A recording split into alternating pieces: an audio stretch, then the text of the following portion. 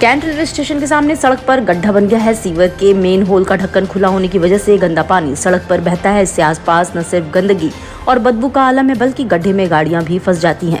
वहीं बाइक सवार गिरकर चोटिल भी होते हैं। लोगों की माने तो पिछले 2 माह से ये समस्या बनी हुई है। इसके बावजूद नगर निगम प्रशासन मौन साधे हुए है। स्थानीय निवासियों ने बताया कि महाकुंभ के समय से ही ये समस्या है। सीवर का ढक्कन खुला होने से गंदा पानी ओवरफ्लो कर सड़क पर बहता है। इससे गहरा गड्ढा बन गया है। पानी आ रहा है, बहुत सी गाड़ियाँ फंस जाती हैं, बहुत सा गाड़ी भी पलट गया है। एक तो बाइक वाला परसों गिर गया था, हम लोग देखे, उसका सपोर्ट भी किए, उठाए उसको। और तो दुकानदार उनसे कहे कंप्लेंट किए हुए हैं, लेकिन अभी तक कोई कार्य नहीं हुआ। क्या कहेंगे इस पर आप? हम ये कहेंगे जल्द से जल्द, देखिए आपके सामने है, लाइट देख लीजिए इनका लाइट। अब देखिए आपको सपोर्ट करना पड़ेगा। क्या नाम पड़ेगा आपका? देवा सिंह मेरा नाम पड़ेगा। क्या दिक्कत आ रही है? ये देख रहे हैं कि कोई केयर करने वाला है नहीं। ये प्रधानमंत्री का संसदीय क्षेत्र है, सब टूरिस्ट यहाँ आ जा रहे हैं, बार बार सब अधिकारी भी यहाँ से आ जा रहे हैं, लेकिन इसको कोई ध्यान नहीं दिया जा रहा है। मतलब कितने सर परेशानी है? काफ़ी समय से परेशानी है, इसका कोई केयर किया ही नहीं जा रहा है। एकदम आपके सामने देख रहा है, ये स्टेशन परिसर एकदम ठीक सामने है। सब यहाँ से टूरिस्ट सब आ जा रहे हैं। कितनी बेइज्जती हो रही है बनारस की। माननीय प्रधानमंत्री जी का ये संसदीय क्षेत्र है, छोटे छोटे कार्य को लेकर कितनी बनारस की बेइज्जती हो रही है। इस पर कृपया करके अधिकारियों को विशेष कर ध्यान देना चाहिए। संकट मोचन क्षेत्र में स्थित एस्कोबार कैफे में बीते दिन एक हिंसक घटना सामने आई, जहां कुछ युवकों ने कैफे में घुसकर जमकर मारपीट की। इस घटना में कैफे मालिक के पुत्र निखिल कुमार को गंभीर चोटें आई। घटना की सूचना मिलते ही लंका थाना पुलिस हरकत में आई और त्वरित कार्रवाई करते हुए 12 आरोपियों और 2 बाल अपचारियों सहित कुल 14 लोगों को गिरफ्तार कर लिया। पुलिस ने इस घटना में इस्तेमाल की गई 6 मोटरसाइकिलों को भी सीज कर लिया है। रोहानिया थाना क्षेत्र में दरीखू इलाके में स्थित एक कांच के गोदाम में काम करने वाले श्रमिक का शव मिलने से सनसनी फैल गई। मृतक की शिनाख्त सुल्तानपुर निवासी अमित कश्यप के रूप में हुई है। अमित गोदाम में काम करता था। अमित रात में गोदाम की छत पर सो रहा था, जहां से गिरने के कारण उसकी मौत हो गई। सुबह उसका शव मिलने के बाद घटनास्थल पर हड़कंप मच गया। सूचना मिलते ही मोहनसराय चौकी प्रभारी धर्मेंद्र राजपूत मौके पर पहुंचे और शव को कब्जे में लेकर पोस्टमार्टम के लिए भेज दिया। ज्योतिषा पीठाधीश्वर जगतगुरु शंकराचार्य स्वामी अविमुक्तेश्वरानंद सरस्वती ने कहा कि लोग कहते हैं कि बाबा साहब डॉक्टर भीमराव अंबेडकर ने मनुस्मृति को जलाया। मैं स्पष्ट कर दूं कि उन्होंने मनुस्मृति को नहीं जलाया, वो तो संविधान से असंतुष्ट थे और उनको जलाना चाहते थे। शंकराचार्य ने दावा किया कि बाबा साहब ने मनुस्मृति को नहीं जलाया, वो एक ब्राह्मण गंगाधर सहस्त्रबुद्धे ने जलाई थी, लेकिन उस वक्त वो भी वहाँ मौजूद थे, इसलिए उनका नाम आ गया। कैंट विधानसभा क्षेत्र के सुंदरपुर क्षेत्र में 19.72 लाख रुपए की लागत से 2 इंटरलॉकिंग सड़कों का निर्माण कराया जाएगा। इसमें आवागमन में सहूलियत होगी। विधायक सौरभ श्रीवास्तव ने परियोजनाओं का शिलान्यास किया। इस दौरान विभागीय अधिकारियों को समयबद्ध और गुणवत्तापूर्ण तरीके से निर्माण कार्य पूरा कराने के निर्देश दिए। सरायनंदन वार्ड की गायत्री नगर कॉलोनी में इंद्र गुप्ता के आवास से गोस्वामी निवास तक 148.45 मीटर लंबे इंटरलॉकिंग मार्ग का निर्माण किया जाएगा। बाबा विश्वनाथ के रुद्राभिषेक के लिए जून तक बुकिंग फुल हो चुकी है। मंगला आरती के लिए भी भक्तों को महीने भर का इंतजार करना पड़ेगा। रुद्राभिषेक के लिए महीने भर की वेटिंग चल रही है। वहीं 5 और 11 शास्त्री से रुद्राभिषेक या लघु रुद्र के रूप में 14 जून तक स्लॉट बुक हो चुके हैं। काशी विश्वनाथ की वेबसाइट के अनुसार 14 जून तक 5 और 11 शास्त्री से रुद्राभिषेक के लिए टिकट उपलब्ध नहीं है। मेरिट से प्रवेश बंद करने, फीस वृद्धि वापस लेने समेत 3 सूत्रीय मांगों को लेकर छात्रों का धरना चौथे दिन शुक्रवार को भी काशी विद्यापीठ प्रशासनिक भवन के सामने जारी रहा। इस दौरान छात्रों ने विश्वविद्यालय प्रशासन के खिलाफ जमकर नारेबाजी की। वहीं मांग पूरी होने तक आंदोलन जारी रखने की चेतावनी भी दी। छात्र आगामी शैक्षणिक सत्र 2025-26 में प्रवेश प्रक्रिया मेरिट के बजाय पूर्व की भांति प्रवेश परीक्षा के आधार पर करने, विश्वविद्यालय के सभी पाठ्यक्रमों में 50% की बजाय केवल 33% सीटें ही पेड कैटेगरी में रखने जैसा पूर्व में होता था और फीस वृद्धि जैसे छात्र विरोधी फैसलों को तत्काल प्रभाव से वापस लेने की मांग कर रहे हैं।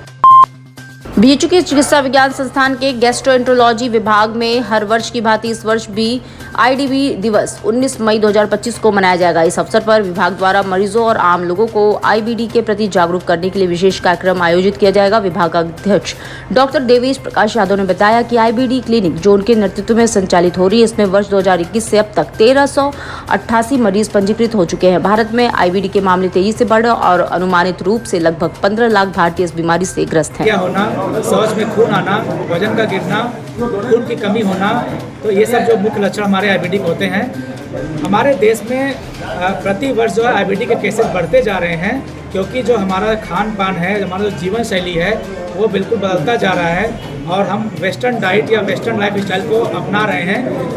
इसकी वजह से हमारा जो है आईबीडी के केसेस हमारे देश में बढ़ते जा रहे हैं। आईबीडी एक इलाज वाली बीमारी है, जीवन पर्यंत इसका इलाज चलता है, लेकिन अगर सही समय पर इसकी डायग्नोसिस हो जाए और अगर मरीज का डायग्नोसिस सही समय पर हो, मरीज अगर खान पान पर ध्यान दे, डॉक्टर का सलाह माने, दवाइयों को सही समय पर ले, तो आईबीडी में हम आईबीडी को कंट्रोल कर सकते हैं और जल्दी मरीज के जान को इसमें खतरा नहीं होता है। लेकिन अगर डायग्नोसिस लेट होती है या मरीज दवाओं का इस्तेमाल गलत रूप में करता है या दवाएं गलत होती हैं या लंबे समय तक दवा खा रहा बिना डॉक्टर के संपर्क में, तो ऐसे केसेस में दवाओं के साइड इफेक्ट से या लेट डायग्नोसिस से बीमारी की सिवियरिटी से मरीज की जान भी जा सकती है।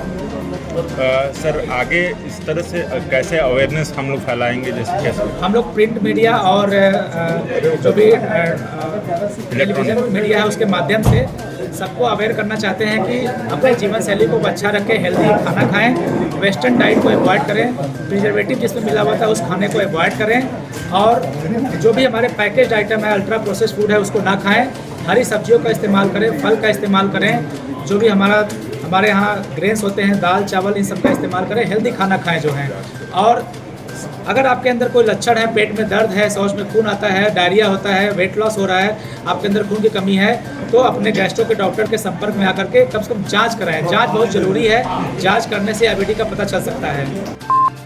वाराणसी कमिश्नरेट के अपर पुलिस आयुक्त डॉक्टर एस चन्नप्पा ने शहर की यातायात व्यवस्था को दुरुस्त करने और संवेदनशील परिस्थितियों पर नजर रखने के लिए ताड़ीखाना, चौकाघाट, तेलियाबाग, मरीमाई, आंध्रपुल से रोडवेज बस स्टैंड तक पैदल गश्त कर निरीक्षण किया। इस दौरान उन्होंने अव्यवस्थित रूप से खड़े वाहनों, यातायात नियमों के उल्लंघन और अतिक्रमण पर कड़ा रुख अपनाते हुए संबंधित सर्किल, टीआई एवं थाना प्रभारियों को सख्त कानूनी कार्रवाई और अतिक्रमण हटाने के निर्देश दिए।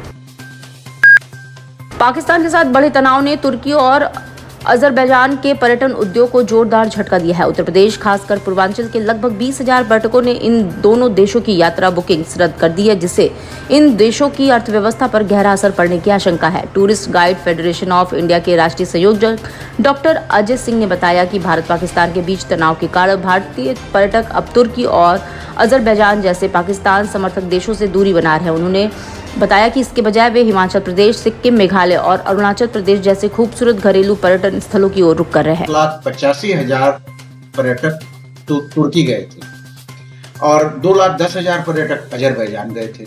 यदि हम उत्तर प्रदेश की बात करें तो लगभग 37,500 पर्यटक तुर्की गए थे और लगभग 28,000 पर्यटक अजरबैजान गए थे। लगभग 4,000 करोड़ रुपए हम तुर्की को साल भर में पर्यटन के माध्यम से, जो हमारे भारतीय पर्यटक जाते हैं उससे उनको इनकम होता है और लगभग 3,000 करोड़ रुपए अजरबैजान को होता है। अब जो उत्तर प्रदेश की हम बात करें तो यहाँ से जो वाराणसी, मऊ, गाजीपुर, आजमगढ़, गोरखपुर, बहराइच, बस्ती, श्रावस्ती, लखनऊ, ये बेल्ट देखें आप तो इस बेल्ट से ज्यादा पर्यटक तुर्की और अजरबैजान जाते हैं। इसका कुछ कारण ये भी है कि ये मुस्लिम बाहुल्य बेल्ट भी है, इसमें अच्छी खासी जनसंख्या उनकी है भी। और दूसरी चीज, अजरबैजान की जो कैपिटल है बाकू एक तरह से